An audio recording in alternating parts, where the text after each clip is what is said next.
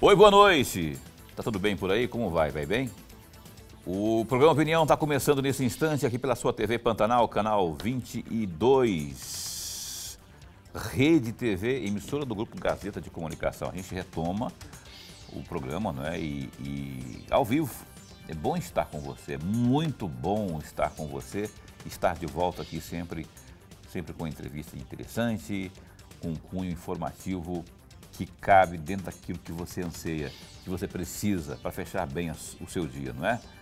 Pois bem, aqui conosco já está a postos aqui o tenente-coronel da Polícia Militar, ele que é responsável pelo comando do Batalhão Estadual de Trânsito aqui em Mato Grosso, Adão César, tenente-coronel Adão César. Ele vai falar com, ele já esteve aqui antes, né? Falar com o mundo, tem essas operações aí do Batalhão de Trânsito, né, a Lei Seca e outras operações, mas o trabalho propriamente nessa área de trânsito. Vamos falar alguma coisa também sobre a MT-251, a parte que diz respeito ao trânsito, evidentemente aqui da parte da infraestrutura, de engenharia, da geologia, e a gente não vai poder entrar no assunto com ele porque ele não vai saber responder, né? Então, mas aqui que diz respeito ao trânsito, aquilo que ele puder, ele vai estar respondendo também aqui no programa Opinião desta noite aqui. Perfeito? Tudo certo? Então fique bem à vontade, inclusive para interagir com a gente. Como que eu interajo, Paulo? Como que eu faço? O Boca, que é esperto, nosso diretor lá já colocou lá o 999322529, está aí no rodapé para você mandar sua pergunta, não é, sobre trânsito, enfim, sobre esse trabalho que é desenvolvido pelo Batalhão de Trânsito aqui no estado. Interaja conosco, porque aqui quem manda é você, não é? Fica bem claro isso. Professor Lorenberg, como vai? Vai bem? Boa noite. Muito bem, Paulo, muito bem mesmo. Boa noite, Paulo Coelho, e um grande abraço, mas um grande abraço mesmo a todos os nossos telespectadores, a razão maior do nosso programa. E essa razão maior do nosso programa já está completando 4 anos, né? Ainda bem, viu, Paulo? Tomara que nós vamos mais 4 anos. Mais 4. Viu, Dorileu? Mais 4, hein? Está pedindo emprego para continuar. Continua conosco aí, não vem com essa conversa aí de... Mas assim, a gente está aqui para isso mesmo, para trabalhar, para levar a informação. Graças a Deus estamos aqui, graças a você e principalmente a Deus, não é? Porque estamos aqui a postos sempre trazendo a boa informação, aquela informação que a gente extrai diretamente da fonte.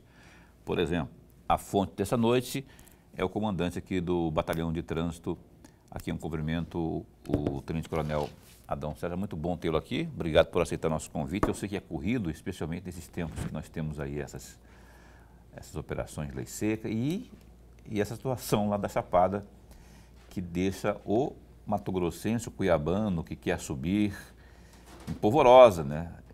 Ele, mesmo que tivesse liberado, falou, sabe que eu vou? Eu vi um engenheiro falar aí que pode ser hoje, daqui a 10 minutos, como daqui a 10 anos, daqui a 30 anos. Vou arriscar, não é?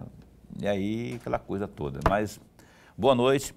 Daqui a pouco vamos abordar a Chapada, a 251. Eu quero antes falar da Lei Seca. As operações de Lei Seca, elas têm sido importantes não só na questão da organização do trânsito, na minha opinião, né? Como também para fazer uma limpeza, uma varredura aí de tudo que não presta, porque nessa operação é como se fosse você joga a rede para pegar peixe, aí vem, né? Mas vem tudo quanto é tranqueira, e quando você faz a operação, ali cai o cara que tem mandado em aberto, pega droga, enfim, pega um monte de coisa. Eu queria que você fizesse daqui a pouco a gente vai mostrar alguns números, daqui a pouco. Eu queria que você fizesse um briefing, um balanço aí inicial, né, sobre essa operação Lei Seca, o quão essas operações têm sido importantes aí para a segurança pública, inclusive, do nosso estado. Boa noite. Boa noite, Paulo. Boa noite, professor. É uma extrema satisfação estar aqui falando com vocês, esse programa tão conceituado, como você disse, já há 4 anos emitindo a opinião. Bom, as operações Lei Seca, porque quando a gente vai falar de Lei Seca, a gente tem que sempre entrar no contexto histórico, Paulo, o contexto da fiscalização de alcoolemia. Lá atrás, quando se iniciou, quando se foi perceber que realmente o álcool e o trânsito, o álcool e a direção resultavam acidentes, causavam vítimas, isso começou-se a colocar em legislação. Só que quando se iniciou a fazer a legislação, não se previa, por exemplo, não se tinha ainda o uso do aparelho de etilômetro. Então você tinha a lei, Paulo, que proibia a direção de veículo automotor sob efeito de álcool, professor, mas você não tinha como comprovar. Então você pegava o condutor e você não tinha como comprovar, você não tinha um aparelho técnico ali, um aparelho homologado que pudesse fazer essa fiscalização. Com o advento da lei, a lei passou-se a inserir a questão do aparelho do etilômetro, aí sim passando que o aparelho pudesse ser utilizado, porém naquele tempo a lei começou, ela previa um valor ainda maior, então hoje, por exemplo, o limite é 0,04, que é a calibragem do aparelho. Antigamente se considerava 0,12, e aí o brasileiro, como sempre, tende, Paulo, a exemplificar, então ele colocava que poderia tomar um copo de cerveja, que era o que daria mais ou menos essa medida. Então ele poderia tomar um copo de cerveja e ainda conduzir o veículo automotor. E aí, a partir da situação, a lei ela ficou mais pesada, ela diminuiu a quantidade, foi para 0,04, e a partir, que é o limite, e se inseriu agora a questão da pessoa que pudesse simplesmente recusar. Porque a lei previa que você convidava o condutor a fazer o teste. Não obrigava, né? E não obrigava. Então, com isso, você previu o artigo, que é o artigo 65A, que é no caso da recusa. Então, aquele condutor que passava a recusar fazer o teste de etilômetro, essa pessoa também seria enquadrada nas mesmas penalidades e as medidas administrativas, como se uma pessoa que fizesse e tivesse testado positivo no aparelho de etilômetro. E, a partir daí, aí sim, a lei começou a cada vez mais ela ser implementada, ela quer mais ser mais dura com os condutores, até que nós colocamos, então, o auto de constatação, que é quando você traz para o agente que está fazendo a fiscalização, que a pessoa, quando ela recusa o teste, ela passa a observar se essa pessoa está com sinais visíveis de embriaguez. E aí, observando 2 sinais, ela pode fazer a prisão dessa pessoa. Que sinais, por exemplo, aí?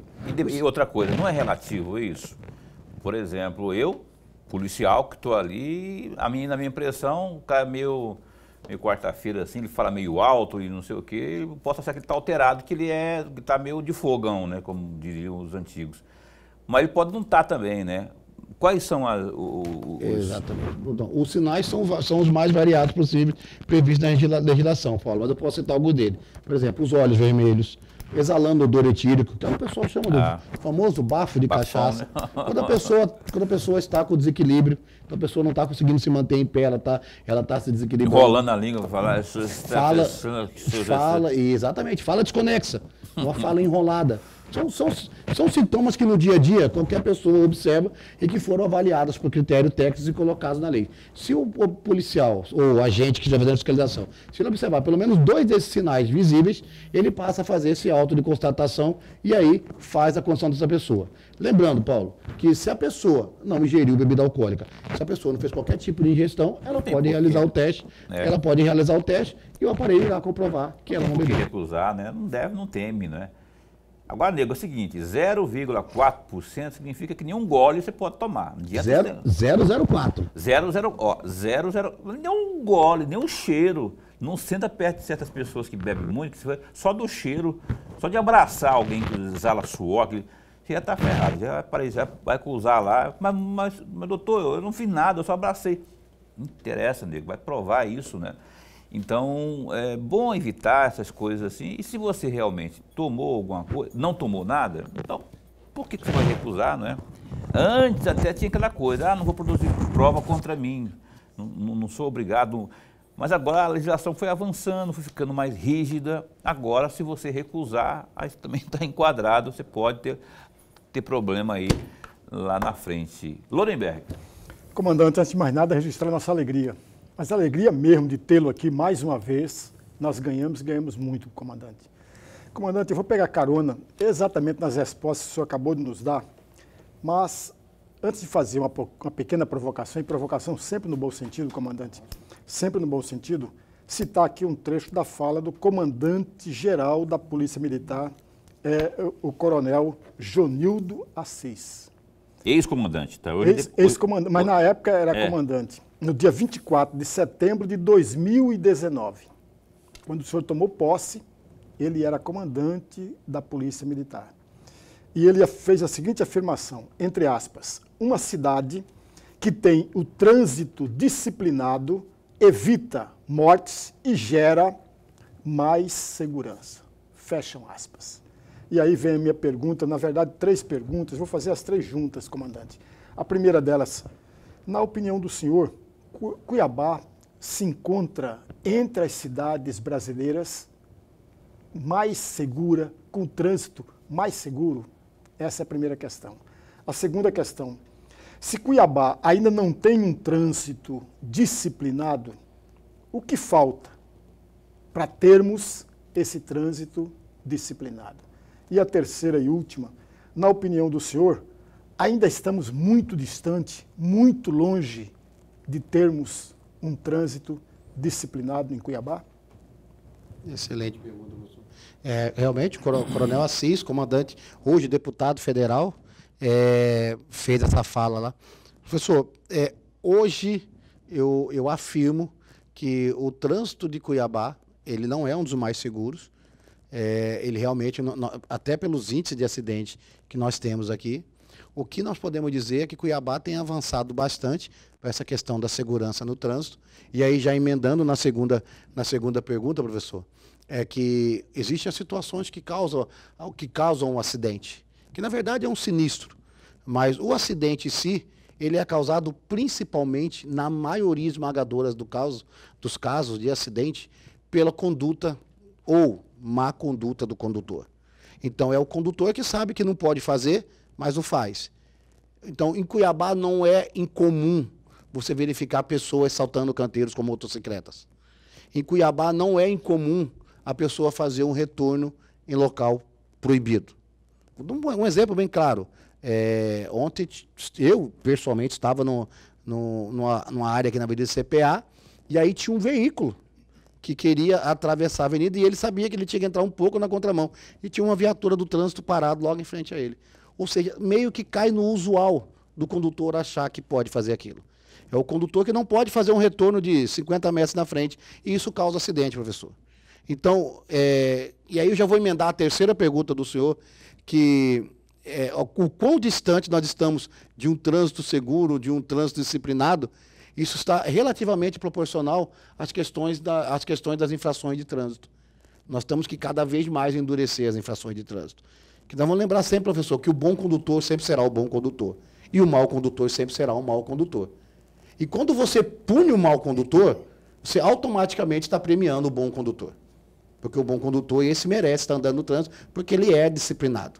Trazendo para as operações Lei Seca, por exemplo, é uma opinião particular desse comandante, já estou no batalhão de trânsito desde 2016 e comandando desde 2019, que não basta apenas fazer a notificação da multa, apesar que a multa é alta. A multa é R$ 2.934,70. Mas não adianta só multar esse condutor. Nós temos que passar a retirar a permissão dele dirigir. Então, a lei ela está aí, ela tem que ser aplicada cada vez mais, ela tem que ser colocada em prova, que o condutor que for pego dirigindo sob efeito de álcool, ele tem que ter a CNH dele removida, suspensa de imediato, que seja por um período de 6 meses ou 12 meses, como prevê a legislação. E, nos casos dos condutores que se envolvem em acidente, lesionando outras pessoas, na minha opinião, essa CNH tem que ser cassada. O cara teria que voltar lá no início, para fazer, desde o início do processo, para fazer uma nova CNH, porque você está retirando, de fato, esse péssimo condutor, esse péssimo exemplo que está lá. A legislação, professor, ela prevê isso. O que está faltando ser aplicada. Nós precisamos das forças políticas, seja no Congresso Nacional, ou até mesmo por um interesse do nosso judiciário, para que essa legislação ela seja aplicada de fato, de direito, para que os maus condutores sejam realmente punidos, não só pecuniariamente, mas também pelo fato de você retirar a permissão e o direito dele dirigir. Como é que funciona hoje a situação da pontuação? Você falou aí umas coisas aí que eu fiquei pensando assim, o cara que vai cometendo umas atrocidades no trânsito, não é? vai perdendo ponto na carteira. Só que parece que quando vira o ano, vira um determinado período lá que zera tudo. Quer dizer, que penalidade que é essa, que penalização que é essa, que dura por pouco tempo e não eternamente, até que se o cara se recicle, né, volte para a escola, enfim. Como é que funciona a questão da pontuação? Paulo, o que acontece muito aqui no Brasil, e aí é uma crítica ao sistema, tá, Paulo? Não a instituição, mas o sistema em si. E aí, quando eu falo sistema, eu incluo a polícia militar dentro lá, é que você cria a lei, você cria a fiscalização dessa lei, mas você não cria a efetividade do cumprimento dela. Uhum. Então, às vezes, a carroça é colocada na frente dos bois. Então, por exemplo, a questão da suspensão da CNH, que é no caso, por exemplo, antigamente eram 21 pontos e agora foi para 40 pontos, quando cada infração que você recebe, cada infração que você é notificado, isso vai um somatório na sua CNH. O processo de notificação, ele tem 2 processos. O primeiro é a notificação a notificação da autuação, que é o Detran ou a autoridade de trânsito, que seja te informando que você tomou aquela multa, e aí você vai identificar quem era o condutor, e aí, depois disso, é a notificação da penalidade, que é a multa propriamente dita. Esse primeiro processo, onde você identifica o condutor, é a pessoa que vai perder os pontos na carteira. E se somando 40 pontos, essa pessoa teria a sua CNH suspensa.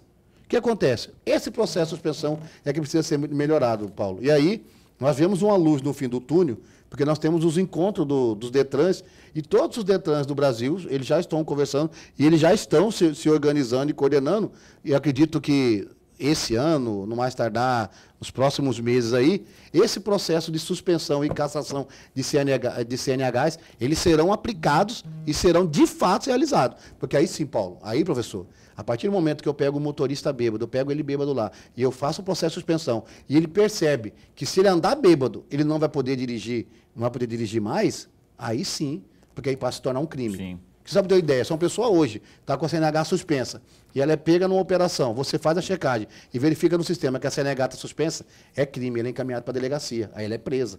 Então, isso facilita e dificulta que a pessoa cometa novas infrações e novos crimes. Eu acho que o Brasil está atrás, está muito atrasado nesse quesito aí, porque eu, por exemplo, já vi, tem país aí, não sei se é no Canadá, na Alemanha, é um país, não sei se é na Europa ou se é no Canadá, que tem isso. Dirigiu alcoolizado, perde definitivamente a carteira, assim deveria ser né, feito. que devia ser. Porque aí o cara não vai, e aí se ele, além de ser preso, né, tinha que ficar um determinado tempo preso lá. Só para você ter uma ideia, Paulo, você me permite um adendo, nós tivemos uma situação, professor, que isso aí viralizou nas redes sociais, de uma mulher, que ela caiu no período de 1 ano, 3 vezes na Operação Lei Seca. E 3 vezes ela foi presa por estar dirigindo sobre efeito de álcool. Ela foi presa. Ela não simplesmente passou lá e se recusou. Os que ela recusou, ela estava com sinais. Ela estava no limite de embriaguez, totalmente embriagada. 3 vezes. E ela postou nas redes sociais que era a 3ª vez dela, que ela ia pedir música, e ela ainda estava com a CNH dela. Se na primeira ocasião tivesse sido suspensa a CNH dela, ela não estaria dirigindo de novo. Não estaria, não. E tem umas que são peitudas, né? No sentido figurado, viu, gente? Ou uns que são peitudos, né? Arrogantes, assim. Você sabe com quem que você está falando? Não tem aquela coisa? Já deu carteirada lá? Você recebeu alguma carteirada? Comandante, já recebeu alguma carteirada de alguém, assim, filho de juiz, de promotor, de prefeito, tipo Lorenberg, assim, que é comentarista, que fala, não, sabe por quê? Eu sou... Já deram uma carteirada assim, não? Paulo, na vida policial já, algumas, na vida policial. Mas na lei seca, não. Não, né? Na lei seca é filmada, né? A lei seca é filmada e a lei seca ela não tem jeito. Lá na lei seca, todo mundo que é abordado de forma igual. Todo mundo. Desde o cidadão comum à autoridade, ele é abordado de forma igual. E isso não é nenhum tipo de querer trazer mérito para a Operação Lei Seca, de falar que ela aborda todo mundo de forma igual, tal, não. É porque o procedimento da Operação Lei Seca não tem como. Você separa as pessoas, ela chega numa área de abordagem, cada uma numa área individual, ela vai ser abordada igualmente e totalmente filmada do início ao fim. Suscita uma outra discussão para o próximo bloco aí sobre as câmeras na farda. Na farda. Daqui a pouco a gente volta com o programa Opinião. Tem muito assunto ainda, tem as estatísticas propriamente dessas operações de lei seca aí, que eu acho uma maravilha mesmo, assim. Se você perceber, Daqui a pouco você vai observar aí os números, os resultados que tem apresentado esse trabalho da Polícia Militar por meio do Batalhão de Trânsito. Você vai ver que é necessário. Imagina se não tivesse. A grande pergunta, a grande comparação que se faz, ou que se tem que fazer é essa. Faz uma comparação. Se não houvesse esse tipo de operação, era um monte de tranqueiraiada, muita coisa errada acontecendo, ainda bem, né? Devia multiplicar, todo dia ter essa operação lei seca, o povo para de beber aí. Ainda mais com o preço que está a cerveja. Ainda bem que eu não bebo nada, quer dizer, de álcool, né?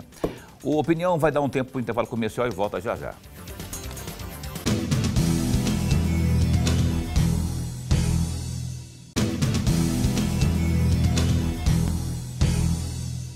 O Lorenberg olhou para mim espantado. Eu já ia perguntar, mas foi rápido demais. Foi, o comercial também foi rápido. Estamos de volta já ao vivo aqui no programa Opinião. Você vê que voltou assim, com rapidez muito grande.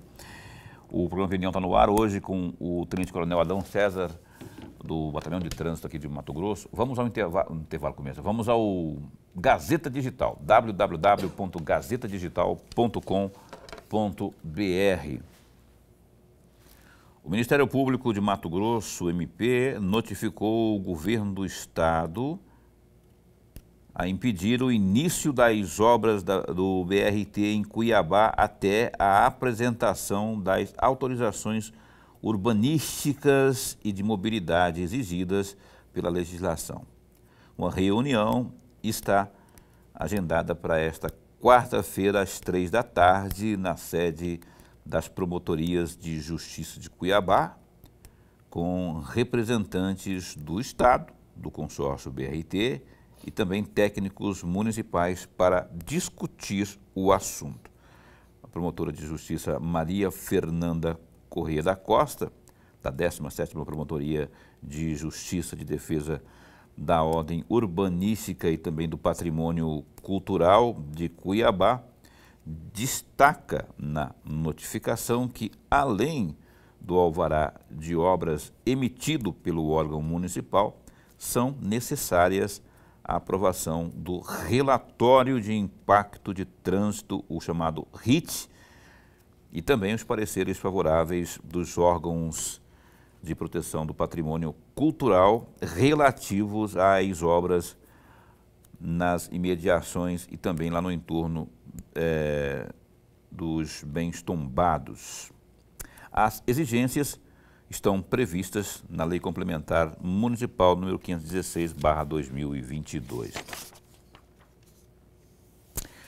O senador Sérgio Moro, do União Brasil, lá do Paraná, fez na segunda-feira, dia 15, uma postagem nas redes sociais em que afirma que, aspas, não tenta qualquer investigação, não teme qualquer investigação. A declaração do ex-juiz da Operação Lava Jato ocorre depois de se tornar pública a abertura de inquérito para investigar aí a conduta do parlamentar quando era juiz federal. A ordem de investigação partiu do ministro do Supremo Tribunal Federal, o Dias Toffoli. Moro é acusado de cometer abusos no acordo de colaboração premiada do ex-deputado estadual do Paraná e também empresário Antônio Celso Garcia, o Tony Garcia. Aspas para o Moro. Não temo qualquer investigação, pois sempre agi com correção e com base na lei para combater o crime, mas lamento a abertura de inquérito sobre os fatos de quase 20 anos atrás e ao qual minha defesa não teve acesso com base nas fantasias confusas de um criminoso condenado e sem elementos que as suportem. Escreveu aí o Moro lá no antigo Twitter, né, que hoje chama-se X ou X Dá um clique aí, ó, Gazeta Digital, tem essas aqui e outras tantas que você pode... Essa aqui é a questão do antigo Banestado, lá atrás, né? Mas, Lindenberg, eu quero pedir uma opinião sua, rapaz, por conta da primeira notícia aqui que a gente leu, que é esse imbróglio agora está virando... a queda de braço está virando jurídica agora, né? Faz um sentido aí o município colocar esses empecilhos aí, opa, aqui não é a casa da mãe Joana não, nego. Aqui tem gerência, não é? Faz sentido, de forma superficial assim, analisando, faz sentido, né? Só que assim, eu observo que tem um quê aí de birrinha política, acho que as coisas poderiam estar mais fáceis para se desenrolar isso aí, ou não? Paulo, você tem razão. Amigo telespectador, veja, está na legislação, é regra. Aliás, nós já falamos sobre isso em alguns programas. Falávamos exatamente sobre isso. É lei. E o governador e o governo do estado, o presidente da República e o governo federal não estão acima da lei e das regras. Se o governo federal vir em Cuiabá para fazer uma obra, tem que apresentar toda a documentação, todo o projeto para o aval da prefeitura. Está na lei. A lei tem que ser cumprida. O governo do estado também tem que fazer o mesmo. Portanto, não há nada de imoral aí. Está cobrando exatamente o que deve ser cobrado. Simples e ponto final. O Ministério Público age e age de forma corretíssima. Quando notifica o governo do estado que não pode começar uma obra sem apresentar a documentação exigida. Não basta apenas a aprovação do licenciamento ambiental por parte da SEMA. Isso é o mínimo. Falta as outras documentações. E aí vem a minha pergunta, já respondendo o segundo ponto da sua pergunta, que você está coberto de razão, Paulo. Veja, já terminou a obra na Várzea Grande? Não. Qual obra que você fala? A obra do BRT lá em Várzea Grande ainda não terminou, não está nem na metade. Aí a minha pergunta, é pergunta mesmo. Por que razão começar a obra em Cuiabá? Se não está nem na metade as obras de Várzea Grande. Por quê? Mais uma pergunta. Será porque o prefeito da cidade está em Brasília agilizando, entre aspas, o VLT cuiabano? Será por isso? São perguntas que eu estou fazendo. Não estou fazendo nenhuma afirmação. É por isso? É por conta disso?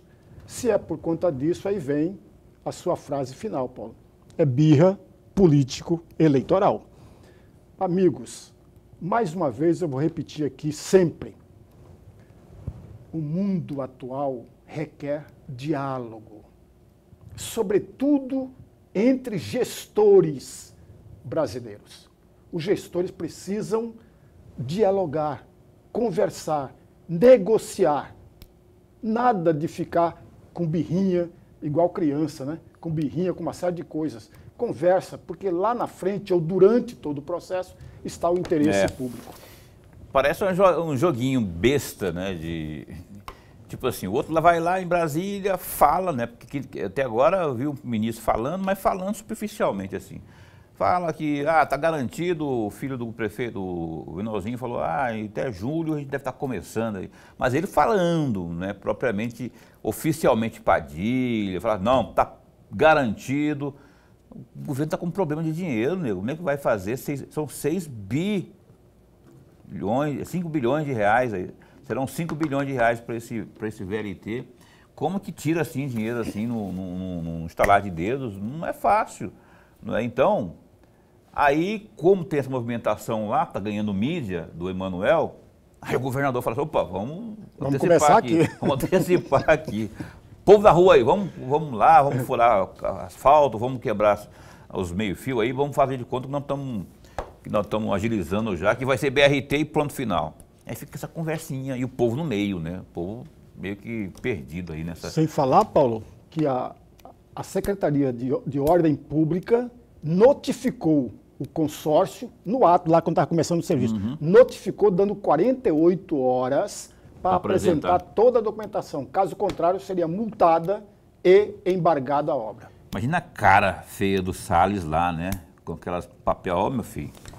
Cadê? Eu quero a documentação. Cadê? Se não tiver, não tem como. E o Salles ele é chato, porque eu já vi uma vez os vereadores, tinha uns vereadores aqui em Cuiabá, meio peitudo também, que era o Abílio, o Velaton, o Dilemário. Tinha uma turma aí.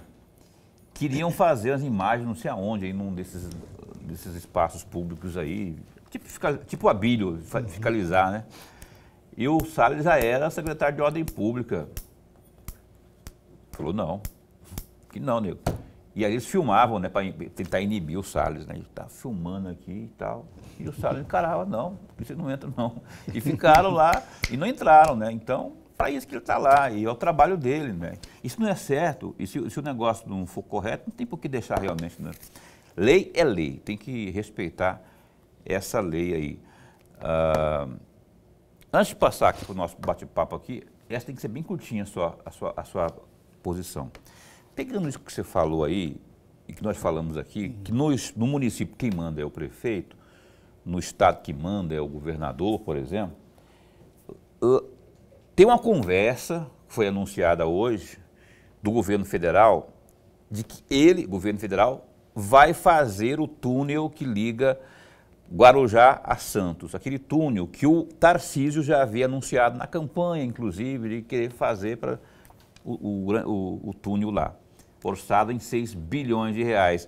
Mas, nesse projeto do governo federal, não inclui o estado e tampouco o município de São Paulo, não é?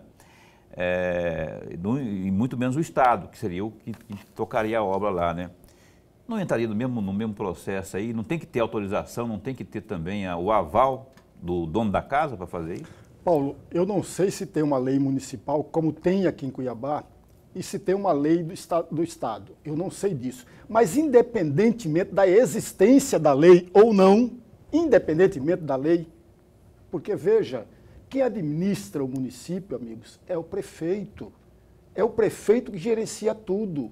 Quem administra o governo do Estado é o governador e o seu governo. E que conhece bem, né? Exatamente, o governo federal tem que agir da mesma forma. Okay. Entrar em contato com o governador.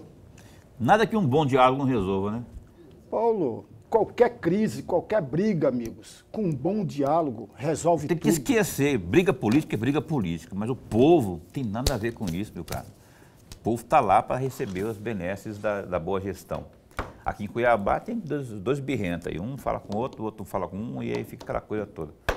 Retomemos aqui a entrevista dessa noite, estamos recebendo aqui o Tenente Coronel Adão César, comandante do Batalhão de Trânsito aqui no estado de Mato Grosso.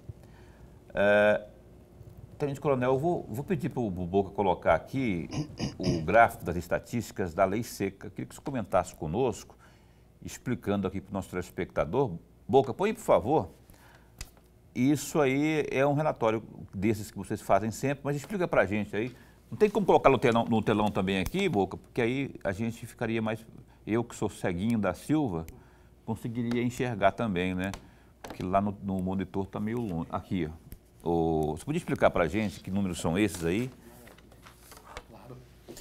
Nós temos aí notificações, remoção, 445. Notificações ao todo, 49.881, né?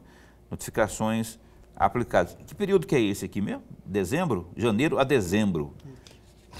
Período de janeiro a dezembro do ano passado, por exemplo, houve 49.881 notificações. O que o senhor destaca desse relatório aqui? Drogas, foram carros localizados, recuperados, enfim, o que o senhor pode... Ou o senhor quer que eu leia? Eu vou ler aqui, aí o senhor comenta, então, tá? Que está aí, você está vendo na tela, que, então, eu falei das notificações, a remoção 445, boletins de ocorrência 677, veículos recuperados 11, veículos localizados 5, adulteração de sinal veicular, depois eu me explico o que é isso também. Essa adulteração aí foram 11, arma de fogo 6, munições, essas munições foram 35, drogas em grama, 130 quilos, né, em peso no caso, prisão preventiva em aberto, 48, artigo 306, que não sei qual é, 470, pessoas conduzidas, 608, flagrantes, 557. Ainda tem aí as certidões, a certidão aí de acidente urbano, 1794, certidão de acidente rodoviário 197, boletim de acidente sem vítimas 105, vítimas feridas 104, olha só, e também vítimas fatais 14. O ano passado houve 14 mortes no trânsito, portanto, testes de alcoolemia, que é o bafômetro, 13.569 testes foram feitos, ou seja, veículos abordados 57.371. Dados estatísticos aí de alcoolemia, que é o bafômetro, né, no artigo 165, 971, artigo 165A 255, artigo 306, 3.569 e o teste de bafômetro 3.569. Esses artigos aqui, não sei nenhum deles, queria que você explicasse para a gente. Vamos resumir aí, o que o senhor destaca disso que eu li aqui? Claro, Paulo. Primeiro, esse primeiro relatório aí, ele trata das ações do Batalhão de Trânsito. Aí, no caso, não estão incluídas aí as operações Lei Seca. Essa primeira página do relatório aí... Daqui a pouco vem a Lei Seca. E aí tem alguns números que são interessantes. Por exemplo, Paulo, quando eu digo, por exemplo, que 57.371 pessoas foram abordadas nessas ações do Batalhão de Trânsito e que 57.371 veículos e que 49.881 notificações foram produzidas, eu tô chegando a um número aí que quase cada veículo que foi abordado foi notificado. Tamanho é o número de notificações de veículos ou de condutores que estão andando de forma irregular. E aí, outros números que são interessantes, você disse ali, por exemplo, veículo recuperado, veículo localizado e adulteração de sinal veicular. A adulteração de sinal veicular, Paulo, é quando a pessoa, o condutor, está andando com um veículo produto de furto ou de roubo e ele adultera o chassi, ele adultera a placa para esconder que aquele veículo se trata de um veículo de produto criminal. Então, foi mais 11 veículos que foram recuperados. Então, nas ações do Batalhão de Trânsito do ano passado, verifica-se aí que 26 veículos que estavam em posse de pessoas contraventoras, pessoas infratoras, pessoas criminosas, foram encontrados com elas e o veículo foi devolvido ao seu proprietário. Ou seja, resume-se que não, as ações do Batalhão de Trânsito, elas não são ações visadas apenas para fiscalização de trânsito. É óbvio que o nosso mister, a nossa fiscalização, nossa especialidade é realizar a fiscalização de trânsito de forma a preservar vidas. Mas também nós também investigamos as questões criminais. E quando você falou também, você parou no artigo 306, artigo 306, 470 pessoas, é o artigo criminal da pessoa que é presa por alcoolemia.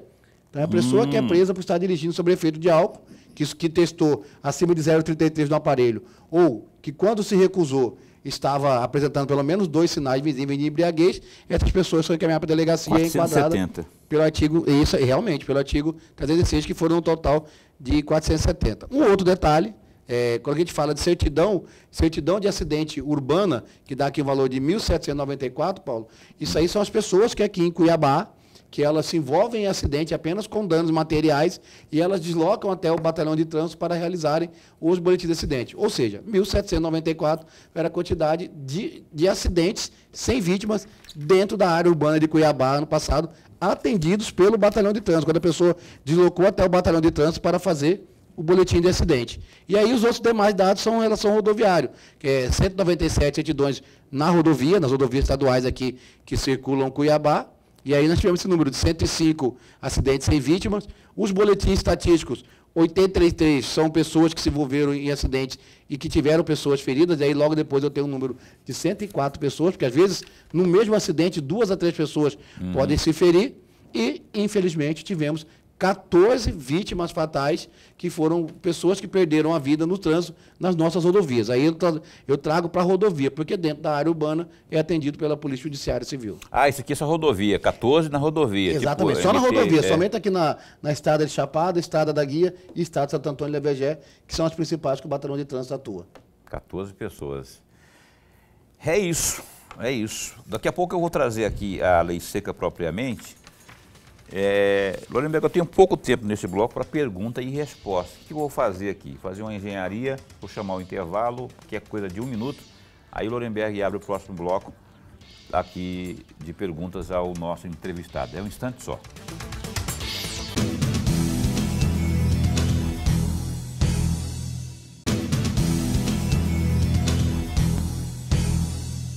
Olha só, estamos de volta aqui com o programa Opinião. Já já a gente traz aqui as estatísticas dessas operações, as chamadas operações Lei Seca, com o nosso entrevistado desta noite, que é o Tenente Coronel Adão César, do Batalhão de Trânsito. Professor Lorenberg, por favor. Comandante, se a minha pergunta saiu fora do rumo, o senhor, por favor, vai corrigindo. Se eu olho aqui esse quadro que foi apresentado, que nós apresentamos, que o amigo telespectador acompanhou, lá no penúltimo item da primeira página, o teste de alcoolemia, 13.569. Se eu olho esse quadro, eu posso afirmar que as maiores e as mais fortes ações do batalhão estão exatamente nos crimes relacionados ao abuso de bebida alcoólica ou não? Não, você não está enganado. É realmente isso. Inclusive, foi uma das bandeiras em que quando assumiu o comando, que foi na situação de combate aos crimes de alcoolemia, a fiscalização de alcoolemia, porque nós entendemos que esse é um dos principais fatores causadores de acidente, principalmente os acidentes com vítima. Então, nós temos hoje, e aí também nós temos que fazer um levantamento também e pontuar as ações por parte do Detran. O Detran equipou a Polícia Militar com os aparelhos de etilômetro. Hoje, todas as unidades de Cuiabá possuem aparelho de etilômetro. As unidades do interior estão sendo equipadas, boa parte delas já possui o aparelho de etilômetro. E as minhas guarnições do Batalhão de Trânsito, todas as viaturas, todas as guarnições do Batalhão de Trânsito possuem o etilômetro. E aí, aliado a isso, a capacitação dos nossos profissionais. Então, nós temos uma capacitação técnica lá, onde nós pegamos o policial militar, professor, da rua, e nós levamos ele para ele ensinar ele no banco escolar. Então, nós passamos ali a passar a técnica para ele, até porque a legislação ela muda com frequência.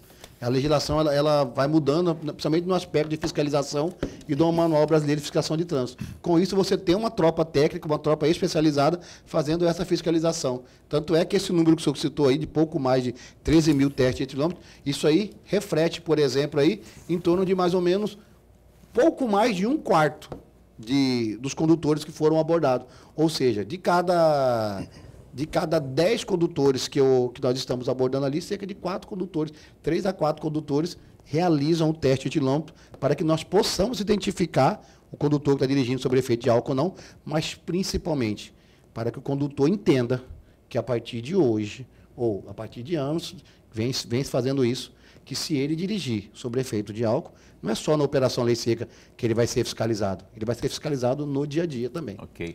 E dos 13.500 e poucos, 470 tiveram ali a constatação de que estavam realmente alcoolizados, né? Lá, a nível de prisão. A nível de prisão.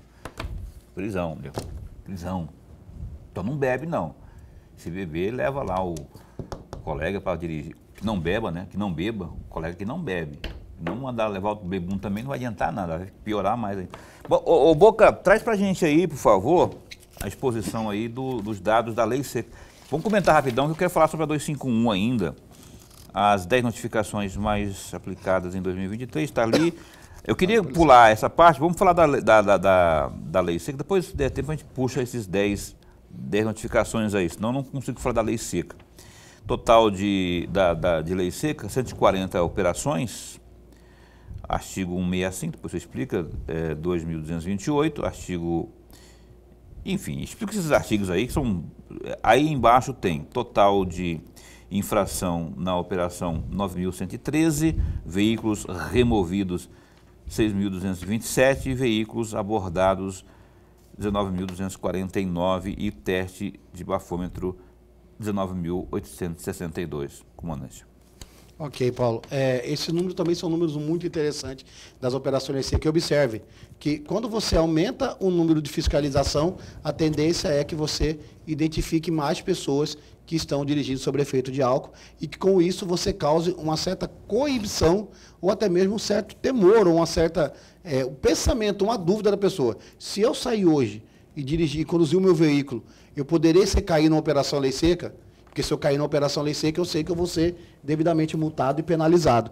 Então, se eu não estou muito ruim de conta aqui, Paulo, fiz uma conta rápida aqui, nós tivemos, desses 19.249 veículos abordados, e aí, para cada veículo desse que é abordado, eu conto como um condutor que foi abordado, que é o que foi abordado lá.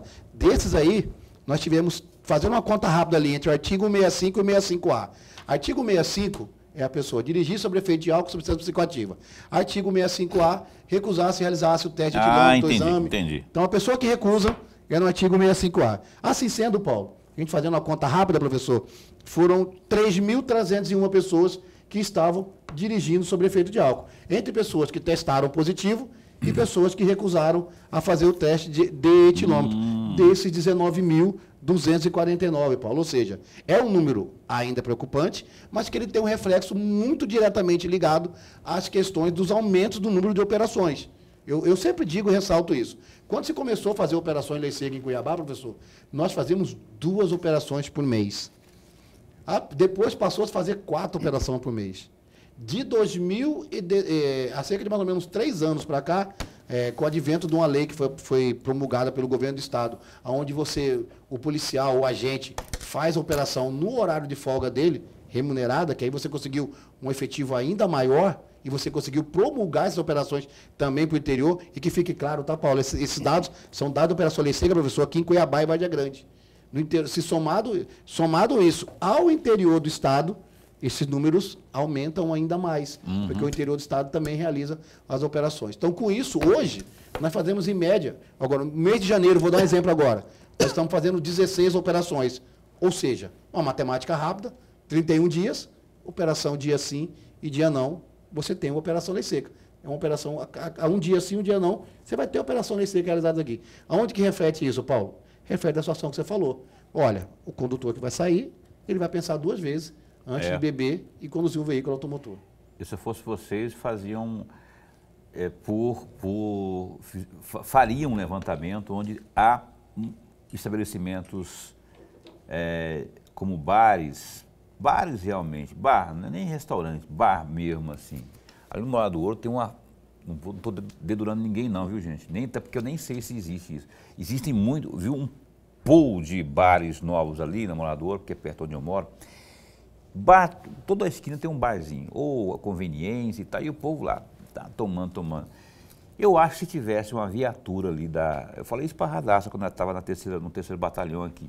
Se tivesse ali uma viatura nas proximidades ali, o cara já ficava de olho. Opa, peraí, não vou beber não, porque os homens estão ali, e já seria um efeito tipo assim, fungando um cangote dos caras, porque senão, né, você acha que não funcionaria esse efeito de moral, pelo menos? Funciona, é uma das situações também. E aí a gente pode pontuar também, a gente levanta também esses dados, Paulo. Às vezes, a própria Tenente Coronel Radassa, quando estava comandando o 3º Batalhão, por algumas das vezes ela solicitou o apoio do Batalhão de Trânsito. Hoje, quem está comandando o 3º Batalhão, o Tenente Coronel Martim Júnior, já está fazendo os contatos com o Batalhão de Trânsito, e nós fazemos algumas operações. É que as operações, Paulo, assim, às vezes eu não consigo fazer em cima do local, por 2 situações. A primeira é que o cara vai perceber, ele não vai sair dali. Então você tem que pegar esse cara no caminho que ele vai tomar.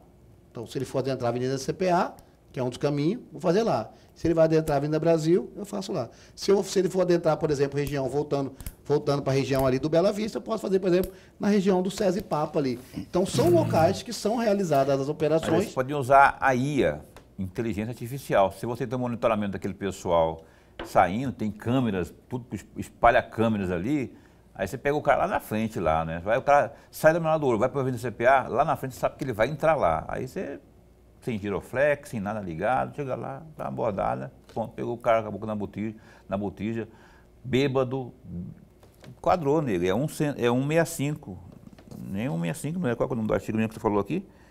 Se for preço, 306. Tem um 306, tem um 65, mas tem um 65 também. 65A, 65 é a multa. Está na roça. E não que eu queira que você se ferre, mas eu quero que você obedeça a legislação e poupe vida, inclusive a sua, né? Porque se você fizer besteira aí, você pode complicar.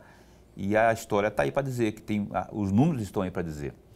Eu quero, antes de passar para o Lorenberg aqui, vou abordar agora como é que está a orientação do seu batalhão para o trânsito na rodovia que vai para Chapada dos Guimarães. Tem as decisões, evidentemente, que partem lá de cima, que o governo, por conta dos engenheiros, dos técnicos, da Cinfra e tudo mais, mas vocês estão com que tipo de orientação hoje, por exemplo? Ok, Paulo.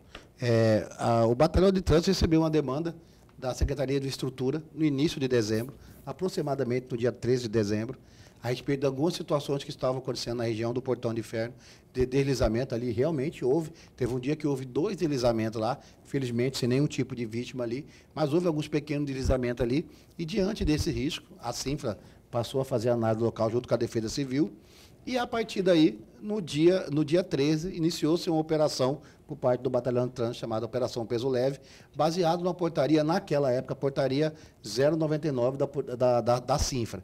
Essa portaria, ela legislava e regulava, ela restringia e proibia o tráfego de veículos pesados ou de veículos de carga na região do Portão do Inferno. A partir daí, foi-se feita essa restrição e no início nós tínhamos algumas vans que eram liberadas, alguns ônibus que tinham a permissão de passar lá, que eram ônibus que tinham a empresa devidamente homologada, a linha homologada Cuiabá e Chapada. E em torno do dia 21, 22 de janeiro, devido ao aumento das chuvas também, e o risco ter aumentado de forma exponencial, a Cinfra baixou a portaria 010. 22 de janeiro? 22 de dezembro. Dezembro. Me desculpa, vou corrigindo aqui, obrigado pela correção. 22 de dezembro, 21, 22 de dezembro, a Cinfra baixou a portaria 010, que é essa que está valendo agora, e aí ela fez uma série de restrições e proibições. Então, hoje, o que está acontecendo hoje? Então, veículos leves estão autorizados a passarem pela região do Portão do Inferno. Tá? Dentre esses veículos leves estão incluídas caminhonetes, porém ela não pode estar com carga. Caminhonete com carga não pode, caminhonete estilo motorhome não pode, veículos que estiverem com carretinhas, trazendo carretinhas, não pode. Há essa proibição prevista na portaria 010, inclusive, essa portaria ela está divulgada no site do Governo do Estado e também na Cinfra. Então, a gente orienta sempre os condutores para que tenham acesso aí. Isso em dias normais, só, Paulo. Se chover, a rodovia é fechada de forma total, e aí nenhum tipo de veículo passa por lá, exceto os veículos de urgência e emergência. Exemplo, ambulância. Ambulância que desce Chapada. O pessoal vem fazer tratamento ou vem fazer atendimento de forma emergencial aqui em Cuiabá, elas são liberadas. Salvo isso, nenhum outro tipo de veículo é permitido passar lá. Nós temos essa situação vai perdurar enquanto a Cinfra está fazendo as obras na região do Portão do Inferno, e o Batalhão de Trânsito faz esse controle desse trânsito para que nós não tenhamos nenhum tipo de tragédia naquela região. Ônibus nem pensar então, né? Nenhum tipo de ônibus ou van está passando por lá. Kleber, meu filho, meu irmão vai casar sábado lá. O seu maninho aqui não vai, porque como é que vai? Como é que eu vou? Os homens não querem deixar eu passar. Eu estou tentando alugar o homem aqui, mas não tem jeito. E eu não posso me alugar, mesmo que ele deixe, eu não tenho coragem, nego, porque isso aqui, diz que ali tem umas casquinhas de ovo ali que embaixo está carcomido por baixo. Como é que eu vou passar lá e que troço cair em cima de mim, ou funda lá? Então, o que eu vou fazer? Eu vou para o Campo Verde, então enfim, ou eu vou dar um jeito de ir para o Campo Verde, enfim, vou dar um jeito. Mas para o Chapada não vai ter jeito de ir, né? Porque está difícil de negociar aqui. Lorenberg, uma curtinha para encerrar o programa? Mas muito rapidamente, comandante, veja, Operação Carnaval já está sendo planejada e imaginemos a hipótese que ainda tenhamos problemas lá no Portão do Inferno. Haverá, no período de Carnaval, o deslocamento de um grupo para lá? Professor, As operações de carnaval, elas já estão sendo planejadas pelo Batalhão de Trânsito. Eu costumo dizer que o carnaval do trânsito começa já, professor, no final do ano, em dezembro. A gente utiliza o Réveillon, principalmente, como uma espécie de balão de ensaio, uma espécie de experiência para saber de como será o carnaval. Nós precisamos aguardar para verificar como estará a restrição e a proibição por parte da Cinfra e a portaria até esse período. O que eu posso afirmar categoricamente é que todas as determinações referentes a proibições e alterações, isso é exclusivamente da Cinfra, é da Secretaria de Infraestrutura, ela é a responsável, ela detém o controle das rodovias e ela pode interditar ou autorizar a passagem dos tipos de veículo lá, e o Batalhão de Trânsito atua como força auxiliar por parte da Polícia Militar, fazendo esse sistema que nós fazemos hoje do SIG-PARE e os bloqueios quando eles têm.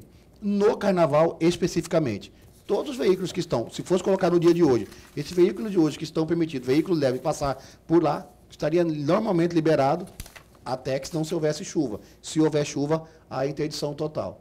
Mas nós estamos em conversas, tanto com a Secretaria de Infraestrutura como por parte do Batalhão de Trânsito, para que nós consigamos minimizar e conseguir permitir que o Carnaval de Chapada do Guimarães seja realizado. Ok, eu tenho aqui 1 minuto e meio para encerrar o programa. Em 20 segundos, eu estava falando daquela questão da lei seca. Aquele pessoal que já falamos aqui, que estava cumprindo mandado em aberto, já foi falado aqui já também, né? Foi considerável o número também que foi de pessoas que foram presas, né? Exatamente, Paulo. Inclusive, é um número considerável que está caindo nas operações lei seca. A gente faz a checagem do pessoal. Só para você ter uma ideia, Paulo, teve uma operação lei seca na Carmílio de Campos, em que um condutor, ele se recusou a se identificar. E aí ele deu um nome, e ao checar esse nome era de uma pessoa falecida. Olha só. Aí ele não deu o nome, a gente caminhou ele para a delegacia, e quando chegou lá, esse rapaz era um traficante com mandado de prisão em aberto. Uma outra situação acontecida na estrada, na Avenida das Torres. 4 pessoas dentro do carro, 2 delas tornozeladas, ao checarmos, eram assaltantes de banco da região Nordeste, que Olha estavam só a aqui em importância Cuiabá. da lei seca. Caiu na Operação Lei Seca. Multiplica, senhor, multiplica. Tenente Coronel Adão César, muito bom tê-lo aqui, obrigado. Tem muita coisa que a gente poderia continuar aqui, mas logo, logo a gente vai estar conversando mais uma vez aqui, porque é muito bom recebê-lo aqui. Obrigado e esse espaço continua a postos para bem informar. Tudo de bom. Paulo, eu que agradeço, o professor Lorenberg também agradeço também. É um enorme prazer estar aqui falando com vocês aqui. A gente sabe, você sabe como é que está corrido, sabe como é que está o dia a dia, mas todas as vezes que podemos falar de trânsito aqui, da instrução da população, estaremos aqui. Lorenberg, até amanhã. Até amanhã. O reitor da Universidade Federal de Mato Grosso, professor, o glorioso professor Evandro Soares vai estar conosco aqui. Ele, aliás, é candidato à reeleição, que acontece em março. Outros 2 candidatos já vieram aqui. Amanhã ele vem na condição de reitor e também de candidato às 7h30 da noite. Até lá. Fica bem, fique com Deus também.